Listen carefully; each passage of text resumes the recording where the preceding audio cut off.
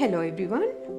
Almost every country of the world, people are going through the same mental and physical situation which is beyond our control zone, and it's hard. I know how it feels to be away from the freedom we used to have and our normal routine of life. By being at home, I do have the immense spare time than I had. Well, let's see and cherish the good side of this unavoidable situation and make the best out of it to catch up with the values and interactions of ours. Engage in doing activities which would be beneficial for everyone, and remember what matters the most and the lessons after the crisis is over. The topic which I thought of writing has an direct impact for our mental and physical well-being. The uncomfortable experiences which we are going through at the moment is the lack of usage of our EQ, that is emotional intelligence as well. I have mentioned about this from the inception of Enliven Your Existence episode, how our thoughts, senses and emotions affect our perception and attitudes. So let's talk about the emotional intelligence, which is related to our emotions and thoughts. What is emotional intelligence is, why this is important to us, how does this affect our failures and successes, and how can we improve our emotional intelligence. I hope this program will be helpful to rethink, manage your feelings and emotions, thoughts while being at home, to be a better person than you were. It's clear the lack of using emotional intelligence lead to the deterioration of the mankind and the world. We humans have 4 main levels of intelligences. First is the physical intelligence, which is related to our basic biological instinct patterns. Second is the intelligence quotient. This is person's reasoning ability, our rational, logical brain, and this is intellectual intelligence. And the third one is emotional intelligence, that is EQ. This is the capability of individuals to recognize, understand, use and manage their own feelings and emotions and those of others. Fourth one is the spiritual intelligence, we call as SQ, spiritual quotient. This could be developed over time. This is an ability to behave with wisdom and compassion while maintaining inner and outer peace, regardless the situation. It is said our mind could be compared to a floating iceberg. The upper portion of the water is similar to our rational mind or the IQ, and the large bottom portion, which cannot be seen, is similar to the emotional and spiritual intelligences. I shall take an example to explain about this rational intelligence and the emotional intelligence. Let's take 2 students who are studying in the same class. One student always with books and get good marks for the exams as well, but doesn't engage in any extracurricular activities or having any friends, not enjoying other children's company, no communication or emotional expression. Their IQ rate is very high, mathematical ability, memory is exceptional, but they are incapable of sharing the knowledge or performing in audience, having fun and enjoy with the others. They are being called as nerds among the school children, you might have heard.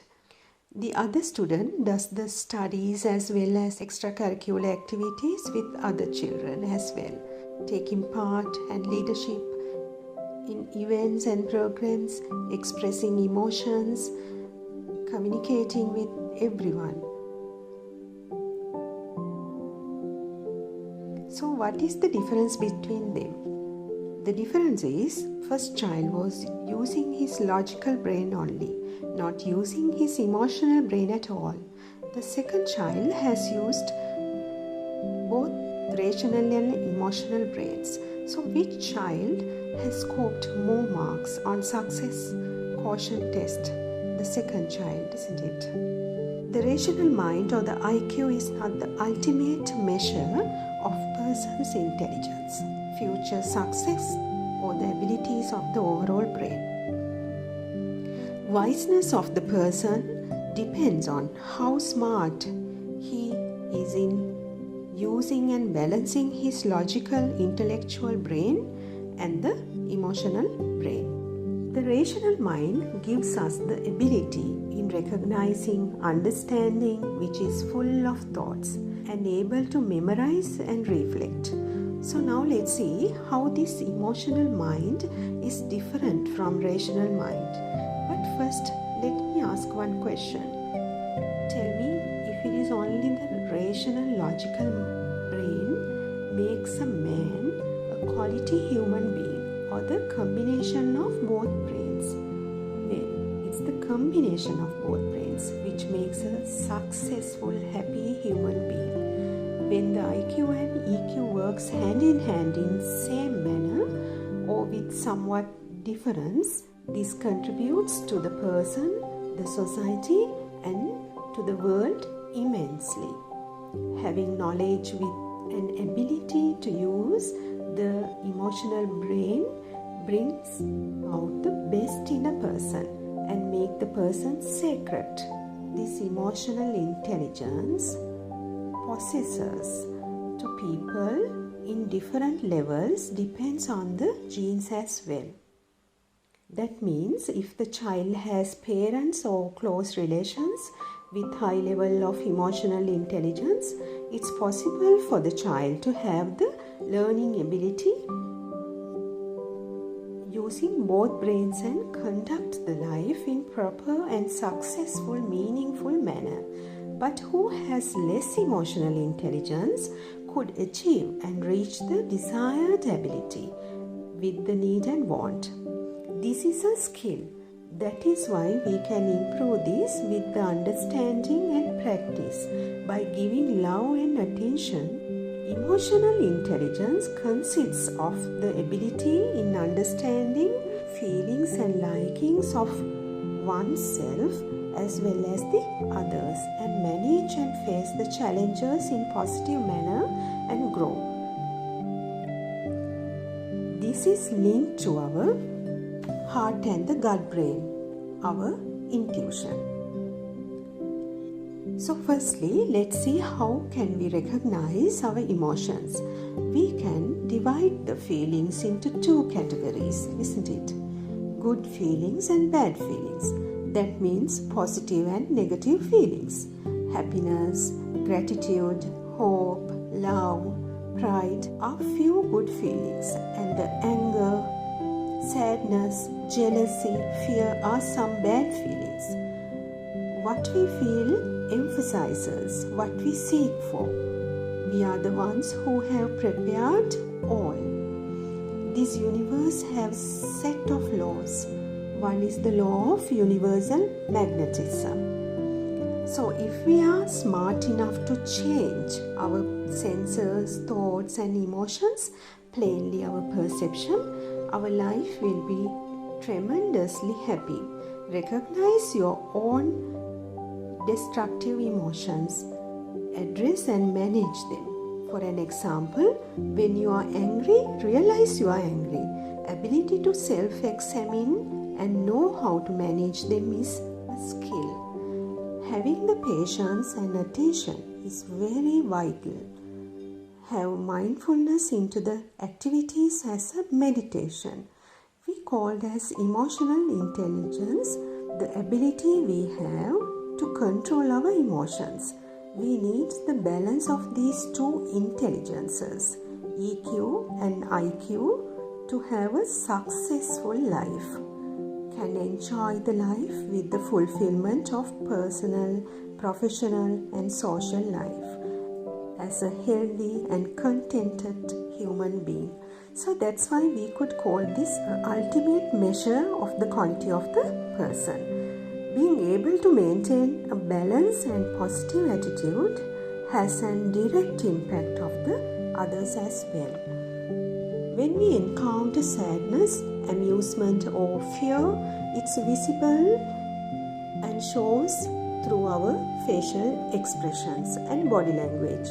When we are happy, that vibrantly shows from our face and body, isn't it? So what does it mean? The senses, thoughts and emotions are connected to each other. So this has a direct impact on our perception and the future. Makes a person's life happy or unhappy one. We could divide the emotional intelligence into 4 categories. First one is the self-awareness. Second is the self-management. Third one is the social awareness. And the fourth one is the relationship management. So let's talk about the self-awareness first. Self-awareness is how an individual knows and understands their own feelings, character, motives and desires. If a person possesses this ability, he or she could rapidly recover or go beyond after a difficult situation or failure of life. Many think crying is a weakness, but this shows one's having emotional intelligence. It's easy and comfortable to feel the relaxation after crying if we meet with an unbearable loss, disappointment or any other negative emotion, isn't it? You might have gone through these kind of situations in your life, I gather. I have, so I think others also might have gone through. It's true that a good cry needs and helps to humans from time to time, even without having a specific reason for it. People who do not have this sensitivity are likely to spend their life with jealousy, comparison, depression, anxiety, vicious, non-productive attitudes. So let's talk about the self-management. Identifying the feelings or emotions once they occur is very important to manage and take the necessary actions. People who are confident about their own life decisions, they are capable of doubting or being sure about it, do not necessarily depend on the rational brain. As an example, deciding on avenues of higher studies, with whom to get married, or the investments, they decide by analyzing and trusting their own intuition. The third one is social awareness. This includes the ability of understanding the feelings and likings of the people who are in personal, professional and social life. For an example, knowing the feelings and wants of a spouse before they become words is a skill. This ability or inability leads to unsuccessful personal, professional or social life. Being able to control extreme positive or negative feelings and emotions is a skill. Who are not equipped with this skill are more likely to have failures in marriages as well.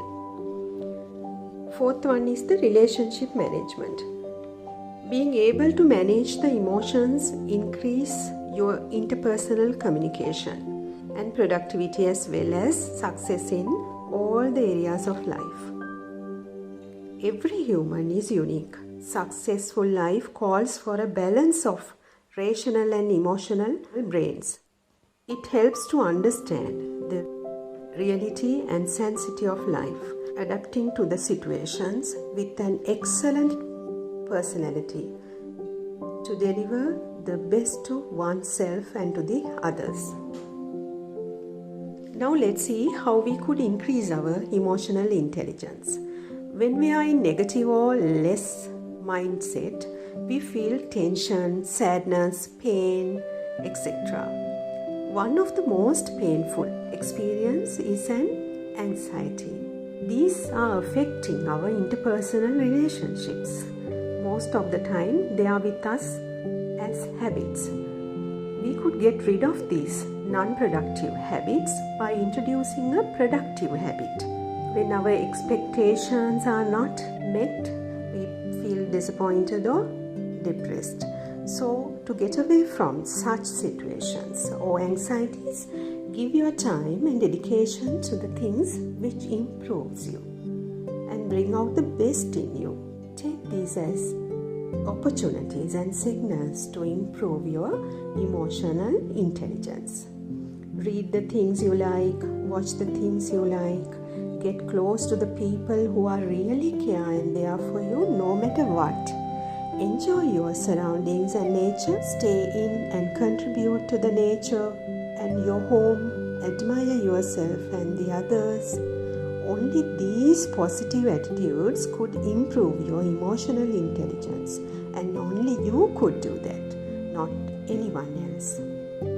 Now let's talk about how the imbalanced IQ and EQ affect humans in human interactions and relationships in short. Emotional brain is a sensory system, but not logical and analytic or generating thoughts, but nurturing by generating emotions. Some instances, the rational brain bans expressing emotions. Such instances are what we call as depression, social phobias, and insane antisocial personalities. Lack of self-esteem summons the thoughts as, I am a fool, nothing happens right for me, and hold on to such negativities all the time. And addict dangerous patterns of food consumption such as fatty and sugary food, or bad habits like biting nails and alcohol or smoking to get away from the ominous feelings and thoughts.